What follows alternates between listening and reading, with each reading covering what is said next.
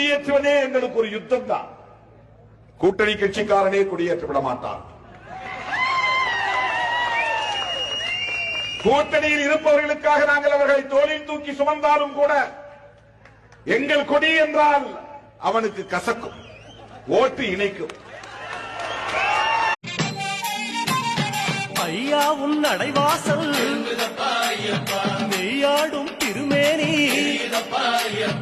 ஐயா உன் அழகு முகம் ஆனந்தம் கண்ணீராய், அழகு முகம் கண்டோம் ஐயப்பா நாங்க. சிந்தனை செல்வரை எம்எல்ஏ வாங்கிட்டா இல்லை, இவர் பேசவே மாட்டாரு. மாண்புமிகு பேரவை தலைவர் அவர்களின் அமைதியா போய் கைவிதை பேசிட்டு போக நினைக்காத.